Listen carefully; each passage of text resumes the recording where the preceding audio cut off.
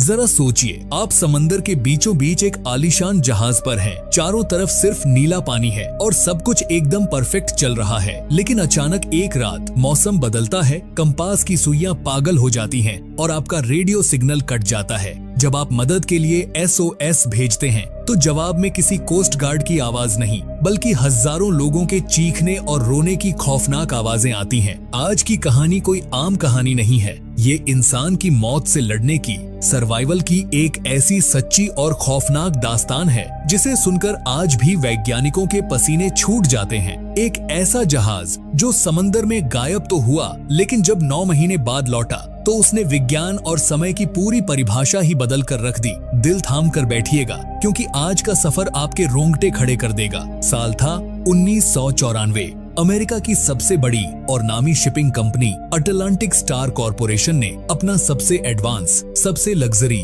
और आलीशान पैसेंजर जहाज समंदर में उतारने का फैसला किया। इस विशाल जहाज का नाम था MS ओशनिक ग्लोरी। इसे उस वक्त का इंजीनियरिंग मार्वल कहा जा रहा था, जो टाइटैनिक से भी ज्यादा सुरक्षित माना गया। 13 नवंबर की सुबह थी। दिन था शुक्रवार, जिसे पश्चिमी देशों में और खासकर समंदर के नाविकों के बीच बहुत मनहूस और अपशकुन माना जाता है। लेकिन साइंस और टेक्नोलॉजी के नशे में चूर कंपनी को इन पुरानी बातों से कोई फर्क नहीं पड़ता था। ये जहाज न्यूयॉर्क के बंदरगाह से इंग्लैंड के लिए अपने पहले और सबसे अहम सफर पर निकलने के लिए तैयार था। जहाज पर कुल 400 लोग सवार थे, जिनमें 150 बेहद प्रोफेशनल और काबिल क्रू मेंबर्स थे और 250 VIP पैसेंजर्स थे, जो अपनी लाइफ का सबसे बेहतरीन सफर एंजॉय करने आए थे। इस पूरे जहाज की कमान सौंपी गई थी कैप्टन आर्थर ब्लेक के हाथों में। कैप्टन ब्लेक कोई आम इंसान नहीं थे। उनके पास समंदर का 35 सालों का तजुर्बा था, लेकिन तजुर्बे से ज्यादा उनके अंदर घमंड भरा हुआ था।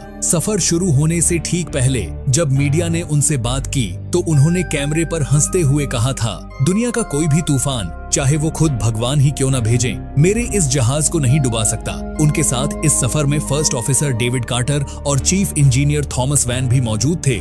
बंदरगाह पर बजते हुए बड़े बड़े हॉर्न और लोगों की तालियों के बीच जहाज ने समंदर का सीना चीरना शुरू किया। शुरुआत के 3 दिन तो सब कुछ एकदम परफेक्ट था। समंदर का पानी किसी शीशे की तरह शांत था। जहाज 24 नॉटिकल मील की फुल स्पीड से अपनी मंजिल की तरफ आगे बढ़ रहा था। डाइनिंग हॉल में रोज रात को शानदार पार्टियां चल रही थीं। लोग शैंपेन पी रहे थे और लाइफ को एंजॉय कर रहे थे। लेकिन डेक पर हंसते गाते उन लोगों को इस बात का बिल्कुल भी अंदाजा नहीं था कि समंदर के उस बेहद शांत और गहरे नीले पानी के नीचे कोई बहुत ही खौफनाक चीज उनका बेसब्री से इंतजार कर रही थी। सफर का चौथा दिन शुरू हो चुका था। रात के ठीक 2:15 हो रहे थे। समंदर में अक्सर रात के वक्त एक अजीब सी शांति होती है, लेकिन आज रात का सन्नाटा कुछ ज्यादा ही गहरा और चुभने वाला था।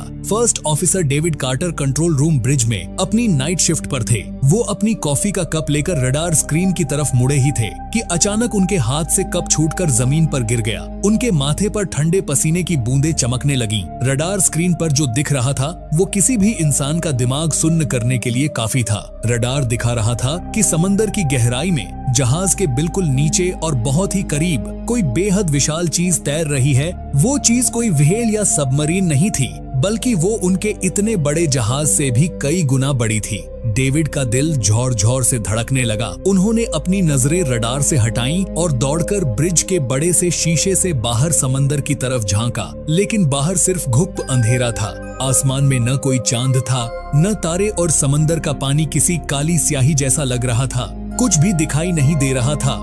डेविड ने तुरंत अपने जूनियर को अलर्ट किया और कैप्टन ब्लेक को जगाने के लिए इंटरकॉम उठाया, लेकिन तभी जहाज के अंदर का तापमान अचानक तेजी से गिरने लगा। जो समंदर कुछ देर पहले तक एकदम शांत था, वहाँ अब एक अजीब सी घुटन महसूस होने लगी थी। क्रू मेंबर्स को ऐसा लग रहा था जैसे कोई अदृश्य ताकत उन्हें लगातार घूर रही है। पानी के अंदर तैरती हुई उस चीज ने अब अपनी दिशा बदल ली थी और वो सीधे जहाज के पैरेलल चलने लगी थी। डेविड समझ चुके थे कि कुछ बहुत बुरा होने वाला है, लेकिन वो चाहकर भी कुछ नहीं कर पा रहे थे। ये वो पल था जब जहाज पर मौजूद 400 लोगों की जिंदगी हमेशा के लिए एक ऐसे रास्ते पर मुड़ने वाली थी जहां से वापस आने का कोई रास्ता किसी नक्शे में मौजूद नहीं था। ठीक रात के 3 बजे जहाज के अंदर कुछ ऐसा हुआ जिसने सबकी रूह कंपा कर रख दी। कंट्रोल पैनल पर लगे सारे नेविगेशन सिस्टम और कंपास अचानक से पागल हो गए। उनकी सुइयां किसी झटके की तरह गोल गोल और बेहद तेजी से घूमने लगी, मानो पृथ्वी की मैग्नेटिक फील्ड ने काम करना बंद कर दिया हो। 1 सेकंड के अंदर जीपीएस स्क्रीन जोरदार झटके से बंद हुई और जब वापस चालू हुई तो उस पर कोई नक्शा नहीं, बल्कि अजीब सी लाल रंग की कोडिंग और बड़े अक्षरों में नो सिग्नल लिखा आने लगा। घड़ी की सुइयां जैसे ही 3:15 पर पहुंची, जहाज का बाहरी दुनिया से सारा संपर्क पूरी तरह से कट गया। अब वो समंदर के बीचों बीच पूरी तरह से अकेले थे। कैप्टन ब्लेक भागते हुए कंट्रोल रूम में पहुंचे। उनका वो सारा घमंड अब उनके चेहरे के पीलेपन में बदल चुका था। उन्होंने बिना 1 सेकंड बर्बाद किए रेडियो ऑपरेटर को तुरंत SOS ब्रॉडकास्ट करने का ऑर्डर दिया। ऑपरेटर ने कांपते हाथों से इमरजेंसी फ्रीक्वेंसी सेट की और मदद की गुहार लगाई, लेकिन रेडियो से जवाब में जो आवाज वापस आई उसने वहां खड़े हर एक इंसान के होश उड़ा दिए। वो किसी कोस्ट गार्ड या नेवी ऑफिसर की आवाज नहीं थी। रेडियो के स्पीकर से कई सारे लोगों के एक साथ रोने, दर्द से तड़पने और बहुत ही डरावनी आवाज में फुसफुसाने की खौफनाक आवाजें आ रही थीं। ऐसा लग रहा था जैसे वो आवाजें समंदर के पाताल से आ रही हों। कैप्टन ब्लेक ने तुरंत इंजन को रिवर्स करने का ऑर्डर दिया, लेकिन तब तक बहुत देर हो चुकी थी। जहाज एक ऐसे अनजान और बेहद ताकतवर मैग्नेटिक फील्ड में फंस चुका था जिसने उसे उसके असली रूट से बहुत दूर भटका दिया था। वो अब अटलांटिक के उस हिस्से में नहीं थे जहां उन्हें होना चाहिए था, बल्कि वो बरमूडा ट्रायंगल के एक ऐसे गुमनाम और शापित हिस्से में खींचे चले जा रहे थे जहां आज तक जाने वाला कोई भी इंसान लौटकर अपनी कहानी सुनाने के लिए जिंदा नहीं बचा था। फिर समंदर की सतह से एक बहुत ही घना चमकता हुआ हरे रंग का रेडियो एक्टिव कोहरा उठा और उसने पूरे के पूरे जहाज को अपने अंदर निगल लिया। कोहरा इतना घना था कि 3 फुट दूर खड़ा अपना ही परिवार का सदस्य दिखाई नहीं दे रहा था। पैसेंजर्स के कमरों में अफरा तफरी मच गई। रात के उस खौफनाक अंधेरे में कुछ लोगों ने खिड़कियों से देखा कि जहाज के ठीक नीचे समंदर के काले पानी की गहराइयों में कोई बहुत बड़ी सी नीली हरी रोशनी धीरे धीरे तैर रही है। तभी लोअर डेक से अचानक भारी लोहे को खुरचने और लोगों के जोर जोर से चीखने की आवाजें आने लगीं। कॉरिडोर में भागते हुए लोगों को कोहरे के बीच बिना चेहरे वाले लंबे लंबे काले साए दिखाई देने लगे जो उनके साथ साथ चल रहे थे। डर, घुटन और उस रेडियो से आने वाली अजीब सी फुसफुसाहट ने लोगों का दिमाग इस कदर खराब कर दिया कि वो एक दूसरे को ही पहचानने से इनकार करने लगे। सिर्फ 3 दिनों के अंदर जहाज पर मौजूद 15-20 लोग पूरी तरह से अपना दिमागी संतुलन खो बैठे। दोस्तों, कहानी अब उस मोड़ पर जा रही है जहां से वापस आना नामुमकिन है। अगर इस सर्वाइवल थ्रिलर ने अब तक आपके रोंगटे खड़े कर दिए हैं तो अभी इसी वक्त वीडियो को लाइक करें और मेरे इस चैनल को सब्सक्राइब जरूर कर लें। और हाँ, कमेंट करके मुझे ये बताना मत भूलना कि आप ये वीडियो किस शहर या किस देश से देख रहे हैं और आपका नाम क्या है। आपकी सपोर्ट ही मुझे ऐसी रियलिस्टिक और सच्ची घटना वाली कहानियां लाने की हिम्मत देती है। चलिए अब वापस चलते हैं उस शापित जहाज के अंदर। जहाज पर खौफ का माहौल तब और गहरा गया जब पहली गुमशुदगी की खबर आई। 3rd इंजीनियर मार्कस, जो इंजन रूम में फ्यूल पंप चेक करने गया था, वो वापस नहीं लौटा। क्रू ने उसे हर जगह ढूंढा। 3 दिन बाद बॉयलर रूम के सबसे अंधेरे कोने में रखे एक भारी लोहे के बक्से की तरफ लोगों का ध्यान गया। वो बक्सा अंदर से लॉक था। जब उसे गैस कटर से काटा गया तो अंदर का नजारा देखकर 2 लोगों को वहीं उल्टियां हो गईं। वहां मार्कस का शरीर नहीं था, सिर्फ उसके खून से बुरी तरह स्ने हुए कपड़े और उसके जूते पड़े थे। उसका पूरा शरीर, हड्डियां, मांस, सब कुछ कहां गायब हो गया ये कोई नहीं जानता था। खाने के बड़े स्टोर रूम में रखा महीनों का सारा राशन सिर्फ कुछ ही घंटों के अंदर बुरी तरह सड़ गया। उसमें मोटे मोटे कीड़े पड़ गए और पूरे जहाज में सड़ांध फैल गई। लेकिन हैरान करने वाली और रोंगटे खड़े कर देने वाली बात ये थी कि उसी स्टोर में रखा कच्चा मांस एकदम ताजा था। उसमें से अभी भी खून टपक रहा था। भूख और डर की वजह से लोगों को अजीबोगरीब भ्रम होने लगे। जिंदा रहने और खाने के लिए अब इंसानों के बीच ही जानवरों जैसा खूनी खेल शुरू हो चुका था। पैसेंजर्स अभी भूख और पागलपन से जूझ ही रहे थे कि तभी समंदर के नीचे से जहाज को एक बेहद जोरदार और भयानक टक्कर लगी। ये कोई चट्टान नहीं थी। जहाज पर मौजूद लोगों को ऐसा महसूस हुआ जैसे किसी विशालकाय अनदेखे हाथ ने जहाज को नीचे से अपने पंजों में जकड़ लिया हो। इस टक्कर से पूरा का पूरा जहाज एक झटके में 30 डिग्री तक एक तरफ झुक गया। टेबल, कुर्सियां और इंसान सब फिसल कर दीवारों से जा टकराए। इस झटके से लोअर डेक की लोहे की परत फट गई और एक बड़ा सुराख हो गया। बाहर का बर्फ जैसा जमा देने वाला काला और खौफनाक पानी तेजी से अंदर कमरों में भरने लगा।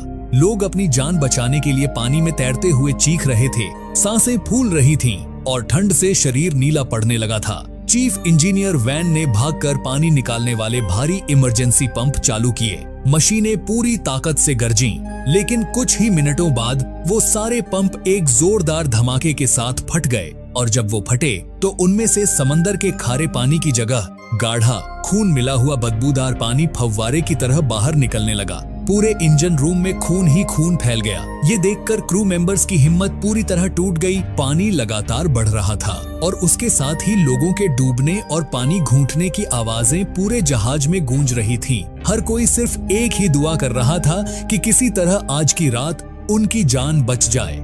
लेकिन उस शापित कोहरे में भगवान भी जैसे उनकी आवाज नहीं सुन पा रहा था। कैप्टन आर्थर ब्लेक का वो सारा घमंड जो सफर शुरू होने से पहले कैमरे के सामने दिख रहा था, अब उनके आंसुओं में बह चुका था। वो अपने घुटनों पर बैठे थे और कांप रहे थे। जब उन्हें लगा कि जहाज कुछ ही घंटों में समंदर की कब्र में समा जाएगा, तो उन्होंने भारी मन से अलार्म बजाया और जहाज छोड़ने का आखिरी ऑर्डर दे दिया। लेकिन तब तक बहुत देर हो चुकी थी। इंसान के अंदर का जानवर जाग चुका था। क्रू मेंबर्स ने पैसेंजर्स को बचाने की बजाय अपनी जान बचाने के लिए बगावत कर दी। फर्स्ट ऑफिसर डेविड कार्टर, जिसकी आंखों में अब सिर्फ सर्वाइवल का पागलपन था, उसने अपनी लोडेड सर्विस रिवॉल्वर निकाली और सीधे कैप्टन ब्लेक के सिर पर तान दी। उसने कैप्टन से लाइफ बोट की मास्टर चाबियां छीन ली। अपर डेक पर जहां लाइफ बोट्स रखी थीं, वहां अब मौत का नंगा नाच चल रहा था। 400 लोग और सिर्फ कुछ ही नावें। हर कोई पहले नाव में कूदना चाहता था। उस धक्का मुक्की, मारपीट और भगदड़ में कई लाइफ बोट्स की रस्सियां टूट गईं और वो सीधे समंदर की तेज लहरों में गिरकर चकनाचूर हो गईं। लोग एक दूसरे को कुचलकर आगे बढ़ रहे थे। डेक पर खून बह रहा था, जिससे पैर फिसल रहे थे। किसी तरह सिर्फ 2 लाइफ बोट्स ही सही सलामत पानी में उतारी जा सकी, जिनमें जान की भीख मांगते हुए करीब 60 लोग बैठ पाए। डेविड कार्टर ने रस्सी काटी और वो 60 लोग उस घने हरे कोहरे में समंदर की लहरों के बीच अपनी जान बचाकर निकल गए। लेकिन पीछे जहाज पर रह गए 340 लोग, जिनमें औरतें और बच्चे भी थे। वो उसी डूबते हुए, चीखते हुए शापित जहाज में मौत का इंतजार करने के लिए छूट गए। उनकी चीखें धीरे धीरे उस कोहरे में दफन हो गईं। कैप्टन ब्लेक ने लाइफ बोट्स को जाते हुए देखा और वापस अपने केबिन में आ गए। उन्होंने अपनी लॉगबुक खोली और कांपते हाथों से अपनी जिंदगी की आखिरी लाइन लिखी। ईश्वर हम सभी को माफ करे, मेरी गलती ने सबको मार डाला। यहाँ समय पूरी तरह से रुक गया है। हम नर्क के दरवाजे पर खड़े हैं और मुझे उनकी आवाजें आ रही हैं। वो हमें लेने आ रहे हैं। ये लिखकर उन्होंने अपनी आंखें बंद कर लीं। लेकिन कहानी का असली खौफ तो उन 60 लोगों के साथ जुड़ा था जो लाइफ बोट लेकर भागे थे। उन्होंने रात भर उस ठंडे समंदर में लहरों से लड़ाई लड़ी। जब अगली सुबह वो हरा कोहरा थोड़ा छंटा और सूरज की पहली किरण निकली, तो उन्होंने जो देखा उससे उनके दिल की धड़कनें रुक गईं। वो समंदर में कहीं आगे नहीं गए थे। पूरी रात नाव चलाने के बाद भी वो बस उस कोहरे के अंदर अपने ही उस विशालकाय जहाज के गोल गोल चक्कर लगा रहे थे। वो एक इन्फिनिट लूप में फंस चुके थे, जहां से बाहर निकलने का कोई दरवाजा नहीं था। अगली सुबह जब दुनिया के लिए सूरज निकला, तो समंदर एकदम खाली था। कोई हरा कोहरा नहीं, कोई तूफान नहीं, लेकिन ओशनिक ग्लोरी का समंदर की सतह से नामो निशान मिट चुका था। अमेरिका में हाहाकार मच गया। यूएस नेवी और कोस्ट गार्ड ने अपने सबसे एडवांस हेलीकॉप्टर्स और शिप लगाकर लगातार 3 महीने तक समंदर का चप्पा चप्पा छान मारा। लेकिन उन्हें उस जगह पर सिर्फ समंदर का नीला पानी मिला। न कोई मलबा, न किसी इंसान की लाश और न ही ऑयल स्पिल। बस एक टूटी हुई, आधी जली हुई लाइफ जैकेट मिली, जिस पर ओशनिक ग्लोरी लिखा था। पूरी दुनिया ने मान लिया कि जहाज अपने 400 यात्रियों के साथ समंदर की गहराइयों में हमेशा के लिए दफना हो चुका है। किनारे पर रोते हुए परिवारों ने अपने लोगों का अंतिम संस्कार तक कर दिया था। लेकिन इस कहानी का असली क्लाइमैक्स और सस्पेंस तो अब शुरू होता है। इस घटना को बीते हुए ठीक 9 महीने हो चुके थे। दुनिया आगे बढ़ चुकी थी। अगस्त 1995 की एक गहरी और सुनसान रात में मियामी के तट पर कोस्ट गार्ड के रडार में अचानक एक बीप की आवाज हुई। एक बहुत ही भारी सिग्नल समंदर से उनकी तरफ आ रहा था। जब रेस्क्यू टीम अपनी बोट्स लेकर उस लोकेशन पर पहुंची और उनके सर्चलाइट की तेज रोशनी सामने वाली चीज पर पड़ी, तो वहां खड़े हर एक ऑफिसर के पैरों तले जमीन खिसक गई। उनके सामने कोई और नहीं बल्कि ओशनिक ग्लोरी खड़ा था। लेकिन ये कैसे मुमकिन था? जहाज की हालत देखकर ऐसा लग रहा था जैसे वो 9 महीने नहीं बल्कि पिछले 100 सालों से समंदर के पाताल में पड़ा हुआ हो। उसकी पूरी लोहे की बॉडी बुरी तरह जंग खा चुकी थी। उस पर समंदर की मोटी मोटी हरी काई जमी हुई थी। रेस्क्यू टीम अपनी गन और फ्लैशलाइट लेकर धड़कते दिल के साथ जहाज के अंदर दाखिल हुई। अंदर का नजारा उनके होश उड़ाने वाला था। डाइनिंग हॉल की टेबल पर खाना एकदम गर्म रखा था। सूप में से भाप निकल रही थी, लेकिन उसी हॉल के फर्श पर लाशों की भयानक सड़ांध फैली थी। पैसेंजर्स के गहने, उनके महंगे कपड़े और जूते कुर्सियों पर बिल्कुल वैसे ही रखे थे जैसे उनके शरीर के अंदर से इंसान अचानक हवा में गायब हो गए हों। लोअर डेक की तरफ जाने पर उन्हें क्रू मेंबर्स के पुराने कंकाल मिले। 400 में से 250 लोगों का कोई अता पता नहीं था। वो हवा में उड़ चुके थे। टीम को लगा कि जहाज पर कोई जिंदा नहीं है, लेकिन तभी रेस्क्यू टीम के कानों में जहाज के सबसे नीचे मौजूद कोल्ड स्टोरेज से लोहे को पीटने की लगातार आवाजें आने लगी। अब के एनीमे टीम को लगाकर रेस्क्यू टीम ने तुरंत गैस कटर मंगवाया और कोल्ड स्टोरेज का वो भारी बर्फ से जमा दरवाजा तोड़ दिया। अंदर जाते ही जो नजारा उन्होंने देखा वो किसी को भी रुला देने वाला था। अंदर 150 लोग जिंदा मिले, लेकिन उनकी हालत इंसानों जैसी नहीं थी। वो सब के सब अधमरे थे। उनका शरीर सूख कर हड्डियों का ढां आंचा बन चुका था और वो पूरी तरह से पागल हो चुके थे। वो एक दूसरे से चिपक कर अंधेरे में कांप रहे थे। उन्हीं में से एक था फर्स्ट ऑफिसर डेविड कार्टर, जिसके हाथों से खून बह रहा था। जब रेस्क्यू टीम ने उसे उठाया और कहा कि तुम सुरक्षित हो, 9 महीने बाद तुम लोग वापस आ गए हो, तो कार्टर ने अचानक रेस्क्यू ऑफिसर का कॉलर पकड़ लिया। उसकी आंखें फटी हुई थीं और वो पागलों की तरह चीख कर बस एक ही बात बार बार दोहरा रहा था, 9 महीने, तुम क्या बकवास कर रहे हो? हम तो सिर्फ 3 हफ्ते पहले निकले थे। सिर्फ 3 हफ्ते। दुनिया के लिए भले ही 9 महीने बीत चुके थे, लेकिन जब उन 150 लोगों को हॉस्पिटल ले जाया गया तो मेडिकल साइंस भी कांप उठी। डॉक्टर्स की पूरी टीम ने कंफर्म किया कि इन लोगों के शरीर पर 9 महीने का कोई असर नहीं है। इनके बायोलॉजिकल क्लॉक के हिसाब से ये सच में सिर्फ 3 हफ्ते से भूखे थे।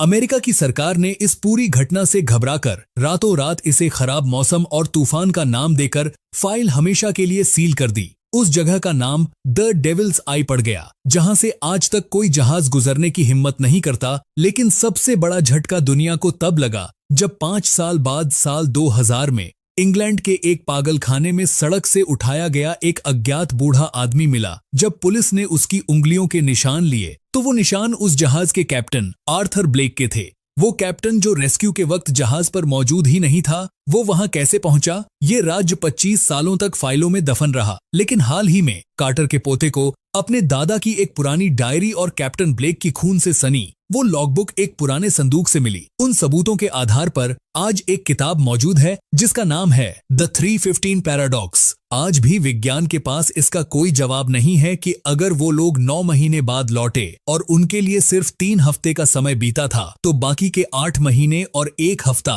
वो जहाज आखिर किस दुनिया में, किस डायमेंशन में फंसा हुआ था? क्या हमारे इस समंदर के नीचे कोई और ही दुनिया है जो इंसानों के समय के साथ खेल रही है? सच में समंदर के उस अंधेरे में टाइम ट्रैवल या किसी दूसरे डायमेंशन का कोई रहस्यमयी दरवाजा मौजूद है, या फिर ये प्रकृति का कोई ऐसा खौफनाक सच है जिसे हम इंसान कभी समझ ही नहीं सकते? अपनी राय मुझे कमेंट्स में जरूर बताइएगा। अगर इस कहानी ने, इस सर्वाइवल की जंग ने सच में आपके रोंगटे खड़े किए हों और आपको सोचने पर मजबूर कर दिया हो, तो वीडियो को अभी लाइक करें। और हाँ, अगर आपने मिड वीडियो में सब्सक्राइब नहीं किया था तो अब चैनल को सब्सक्राइब करके बेल आइकॉन जरूर दबा लें, ताकि ऐसी रियलिस्टिक और रोंगटे खड़े कर देने वाली कहानियां मैं आप तक लाता रहूं।